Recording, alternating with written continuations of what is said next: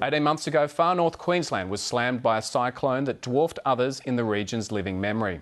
Cyclone Yasi left a trail of destruction from Cairns to Townsville. Now, a year and a half later, many are struggling to rebuild their lives, and local businesses say they've been crippled by the loss of tourist infrastructure that hasn't been replaced. Perhaps, though, the most worrying, experts warn that there's a mental health crisis there. From Mission Beach, south of Cairns, Kirrin McKechnie reports. There are just a few stumps in the ground, yet after a long 18-month wait, this is progress. It's been a frustrating time the last 18 months because we haven't been able to plan anything, or, our life's been on hold for so long. So it'll be great when we move into the house and we can just get on with our life again. Judith and Dominic mobs' lives have been put on hold since their Mission Beach house was steamrolled by Cyclone Yasi in February last year. Insurance and building delays mean they've been renting ever since. They hope to move back in by Christmas. There's no point getting bitter and twisted. We've just got to be patient, and all good things come to those who wait, has been our motto, hasn't it? Yeah. And frustrating as it's been, we've just got to grin and bear it. Scores were left homeless when Cyclone Yasi tore through far north Queensland, while Judith and Dominic mobs are one of the few families yet to return to their homes. Everyone here is still living the legacy of the severe Category 5 storm. Well, Mission Beach is dying, there's no doubt about it. Boyd Scott runs a local backpackers hostel. His is one of many businesses here struggling post-Yasi. We've been going backwards ever since the cyclone. We've had to renegotiate all loans and things like that, and it's putting a lot of stress on our financial situation. We're no different to anyone else in Mission Beach in that way. Everyone's had to take out second mortgages, and people are selling houses and land at the moment for probably 2/3 of what they were worth 2 years ago.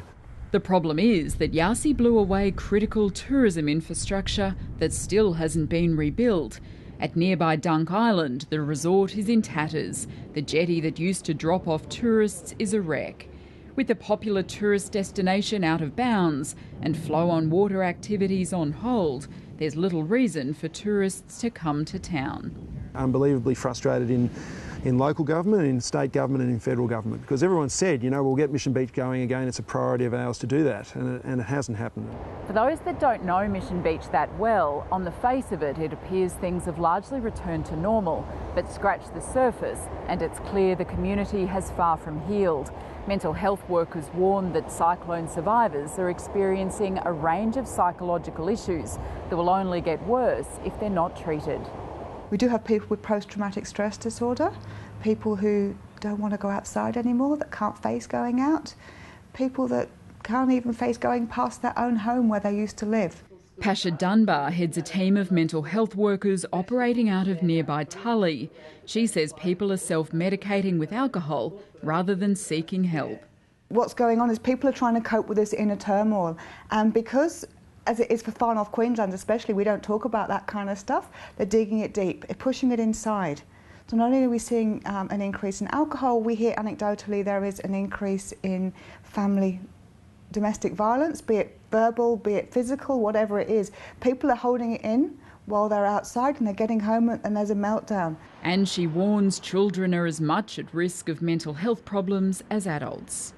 We're seeing, like I said before, a regression back to thumb-sucking or bedwetting, and an increase in bullying in schools. So the bullying, again, comes from children who are not feeling happy or safe within themselves. The emotional toll may take years to play out, but for many there are other urgent priorities. Nature has bounced back wonderfully. I mean, we are the only ones that can really see the scars. I'm sure you'll agree it looks beautiful. But it's the economical scarring that remains because of lack of infrastructure. Paradise postponed as a community struggles to heal. Kirrin McKechnie, Lakeline.